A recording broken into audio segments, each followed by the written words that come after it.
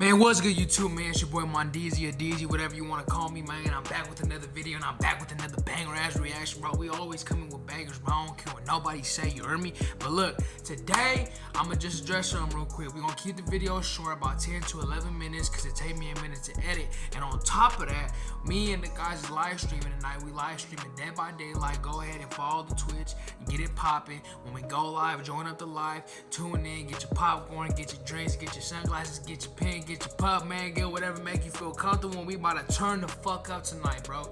You feel me? But anyways, enough of the chit chat, bro. We finna get into this video, man. Today, hold on, give me a minute. Turn on the damn phone. Shit. Today we gonna be reacting to three scary true middle school horror stories. You dig what I'm saying? So let's go ahead. Hold on. Let's go ahead and get this shit popping, man. Enough talking, enough chit chat. Let's get it. 3, 2, 1. Let's get it. Yes, sir. What's in? What you got for me? Middle school. Alright, hold on. Before I even start this shit, bro, has anyone ever felt like they could really take down a school shooter? Back in middle school, back in elementary, when they used to train us for the little, you feel me, when they used to train us for situations like that, I used to think I was able to knock that motherfucker out, take his strap and pop his head. But you feel me, that was all in my mindset, that was all going through my mind every time we was going through a drill, every time I was in school. Feel me, I thought I was really Superman. But story number 1, let's get it. I'm probably gonna do like 2 or 3 stories. When I was in middle school, I was a pretty shy kid. It was the Friday before spring break, and I was pretty excited for it, as my parents were allowing my best friend to stay over for the weekend. Yes, sir. Honestly, it was all I could think about the whole day. Now, it's important to note that I would never ride the bus to or from school. My parents were pretty protective, and despite living in a relatively friendly neighborhood, they were never keen on the idea of me taking a bus or even just walking home. Good parents, bro. But of course, that meant that one of my parents would have to pick me up each day. And each time they did, the school would have whoever was picking me up give them their signature for the school's records. This meant that for me to leave the school, I would need that signature. This day specifically, my aunt and uncle were supposed to pick me up from school, as both my parents were working late. But by the time the bell rang, I could tell neither my aunt's or my uncle's car were anywhere in the parking lot. I waited for a good 45 minutes, slowly watching as the parking lot got less and less busy, by this point almost empty. I was the only one in the lobby at this point, and was starting to get nervous that they forgot to pick me up. I decided it was best to walk down to the office and inform someone of the situation. Okay, bet. But as I did, I saw some random guy, I'd say maybe mid-40s, with a duffel bag walk in the building. I met eyes with him, but quickly looked back down at the floor, continuing towards the office. When I got there, I told this lady everything.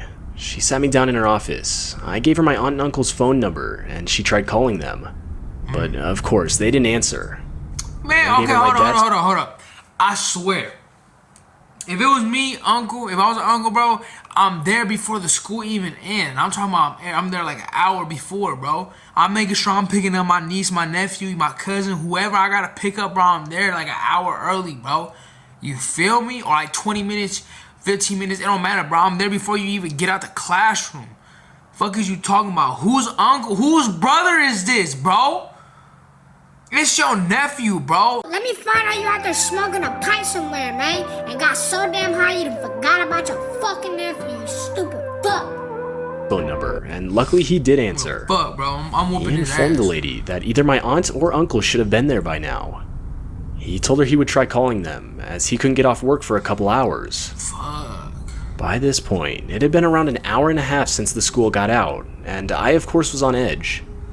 The whole situation was stressful, as I knew I was keeping this lady from going home, and I could tell she was losing her patience. I was literally the last kid in the building. Bitch, you're a teacher, bro. You're supposed to have patience. And nothing had come of the situation yet. But just then, a man in a janitor's uniform walked into the office. I could instantly tell it was the same man with the duffel bag that I had seen on my way to the office, just now in a janitor's uniform. He started talking with the office lady. I remember this part clearly. The man eventually asked what she was still doing at the school, and she proceeded to explain our whole situation. The man then looked at me and told me he lived right next to my aunt and uncle's house, and that he was willing to give me a ride on his way back home. At that point, 2 red flags were going off in my head. Firstly, if I had just seen this guy entering the building only a few minutes ago, why would he already be leaving to go home? And secondly, there's no way he could have even known where my aunt and uncle lived, as that information was never given anywhere in the conversation. But my thoughts were interrupted by the office lady explaining that it was a great idea. I could literally see the relief in her eyes as she would no longer have to wait for my ride to show up. Not even 2 seconds later, the guy, before I could even say anything in response, grabbed my hand and started practically dragging me towards the front door. I expected the office lady to say something, but as I glanced back at her, I could tell she wasn't going to do anything.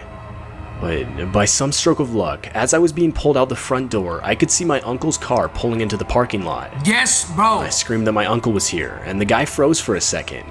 But as my uncle got closer, he let go and started speed walking in the opposite direction. Apparently, the reason my uncle was so late was because of some terrible traffic. Uncle, bro, on my mama, I was just about to get tickled in the butt by a man. Where the fuck was you at, bro? I swear. Bro, I know my uncles would have never done that shit. You feel me? My uncles would have never done that shit, bro. They wouldn't leave me at the school and shit no longer than like 3 minutes late. Don't be like 3 minutes late, you feel me? And on top of that, bro, look, train your fucking kids, bro. Accident. And at the time, he didn't even have a cell phone, so there was no way he could have called the school to inform them. When I got in the car with my uncle, he proceeded to ask me who the guy was that was holding on to me, and I explained everything. He of course was shocked, and quickly reported the situation to the school. I never saw either that lady or the janitor ever again, so I don't know if they were fired or what. Though, I actually have a theory that the guy was never a real janitor for the school, as what janitor would enter the school in regular clothes and leave only minutes after he got there? Right. Either way though, the whole thing was really traumatizing for me, and it still haunts me to this day. The fuck? Look, I ain't no man. You see, pussy ass uncle, bro. App that allows you to see a map of registered sex offenders. Thank you. I don't give a fuck about no sex offender, bro. Look, bro. Bro, that uncle pussy. He hella pussy, bro. He punk. How the fuck is you, bro? They gonna shock you? Is that gonna make you like, oh shit, man? Like, what you mean? So you mean to tell me that bitch had let that dude just take you and she ain't give a fuck? Bro, I'm walking in the office, I'm pressing the issue, bro. I tell this bitch straight up, you didn't even make sure that this motherfucking janitor dude even works there. You didn't even make sure that he actually fucking knows us. You ain't make sure shit, bitch. What if that was your son? The fuck? What if that was your kid? Karma's a bitch, I guarantee you that. And you do that shit, you did that shit, something gonna happen to your kid, bitch. I guarantee you something gonna happen to your kid. Fucking hoe. Some dog shit out this bitch. Fuck you mean? You gonna let some grown ass man put his It fucking was the hands last around week my of school. nephew, you stupid I was in middle motherfucker? school, and I remember you could feel the tension as everyone knew summer break was almost here. Hell yeah. With that in mind, a lot of my friends and I were messing around, as realistically there was nothing to do the last week. Right, you feel me? Anyway, I remember toward the end of the day, I was in my last class, which was gym. Somewhere during that time, I got thirsty and needed to use the water fountain. Now, our school was really old, so if you needed to use the water fountain, the only ones that worked were near the main entrance to the school. Yeah. As I was heading there, I realized how quiet it had gotten. Usually, during the school day, when you're walking through the halls, you would be able to hear teachers from the classrooms. I thought it was weird, but my thoughts were interrupted by a kid that looked to be in an older grade speed walking down the hall toward the other end of the school. He had no backpack on, and I couldn't help but notice the look on his face. He looked angry and had one hand in his pocket with the other holding up his sagging pants. I thought he was walking towards me at first, but he walked right past me. I thought it was weird, but ignored it, thinking maybe the kid was just late for class and wanted to get there quick. Finally, I got to the drinking fountain, but right as I started drinking, I could hear a loud pop. I instantly shot up in reaction, listening intently.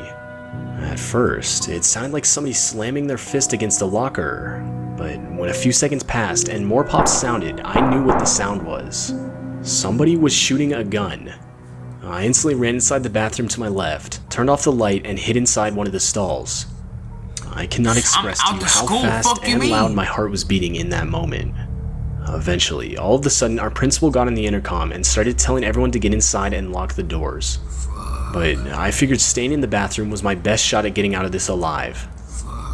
For the next solid 10 minutes, I would periodically hear running footsteps outside in the hallway. I didn't know if they were students or if it was the shooter himself. At one point, I could even hear the bathroom door open, just to hear it close again with footsteps running in the opposite direction. Finally, a teacher opened the door and called out to see if anyone was inside. And recognizing the voice, I answered. I've never been more terrified for my own safety than I was on that day. The school ended up locking us down for over an hour until we were finally escorted onto a bus to take us home. Looking out the windows, I remember seeing pure chaos. Police were everywhere. Parents were trying to get inside the building and find their kids. Kids who were walking home were now running. All in all, not a pleasant sight to see. All of the kids on the bus couldn't stop talking about it, but all I could do was sit there and think. I had seen the guy. He walked right past me. Later that night, while watching the news, it was confirmed.